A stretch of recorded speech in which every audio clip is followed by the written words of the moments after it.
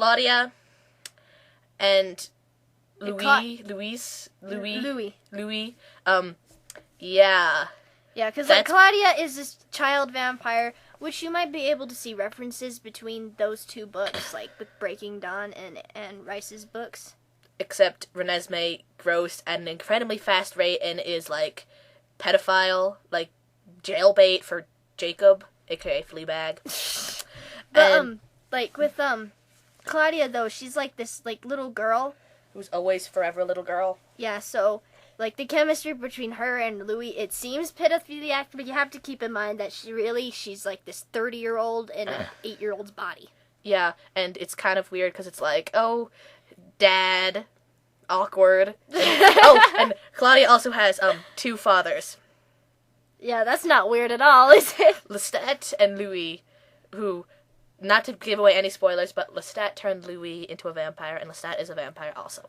Yeah, the movie is really messed up, but the book you probably should read first. Yeah. Yeah, see, you can tell how bad Twilight sucks, because we'd rather read about gay vampires who adopt a little 30-year-old girl than read this book. Yeah, and really, like, none of the characters have any personality, except for, like, one defining trait. Bella is klutz. And stupid.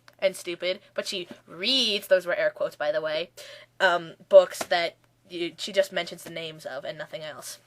And Edward is just Creeper, who watches you sleep and wants to suck your blood out of your fingers. I don't know. And Jacob is overprotective. Pretty much. Like, I would say that probably the most, like, characterly, like, describe people in this whole series are the characters that really don't matter. Like, the humans. They're the ones that have the most personality. Charlie, yeah. Except Bella's mom and stepfather, because it's, like, one scene and not even. So, I have to say, Charlie and, the one guy who was Asian in the movie, I can't remember his name, Eric. Those were, like, and Mike,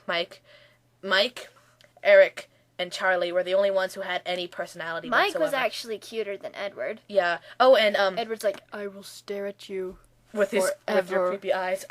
But Emmett did have some personality, even though he's a air quote monkey man. Monkey man. Yes. And it seems that all the human characters that are like the minor characters have the most personality. And the Cullens are classified as pretty is good. Yes. So if you're beautiful, that must mean you're a good guy. So, anyways, with keeping this in mind that Twilight is pretty much just like a book that only should be read for like 3rd graders, and probably not even that, it should just be like burned and never read again. But here are some actual good suggestions for vampire books. Number 1, Dracula. Obviously. How many people who have read Twilight have ever read Dracula before?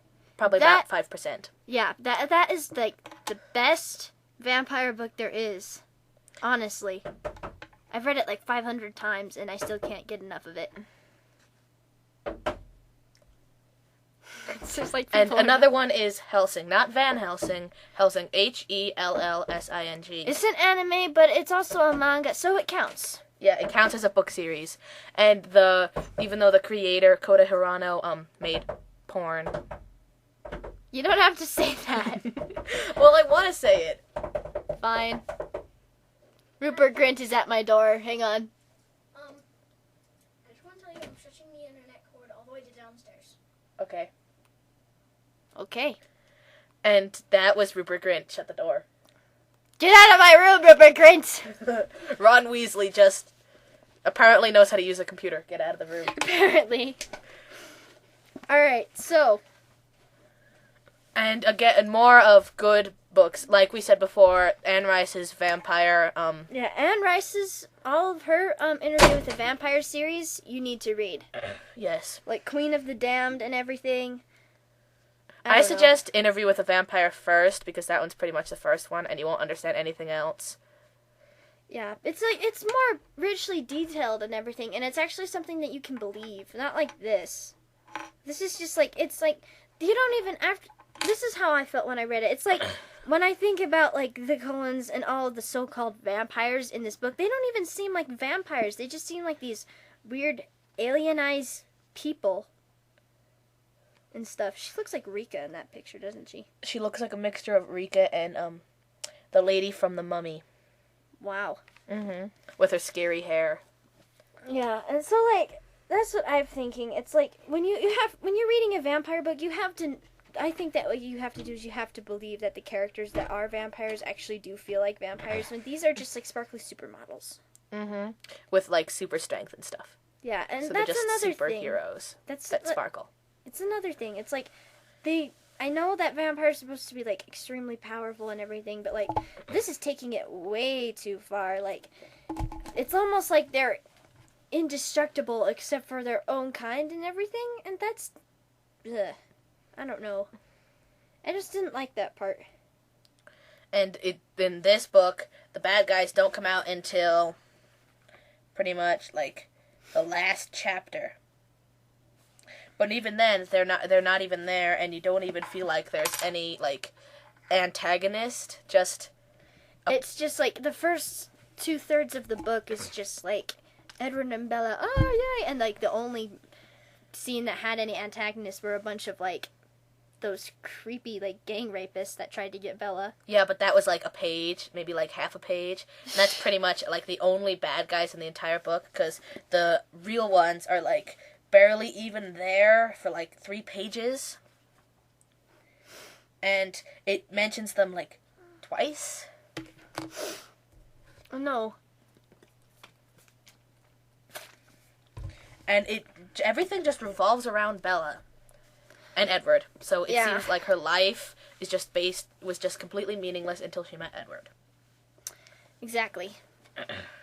But even then, and it just says like I, even though it is a first person book, it just says I, and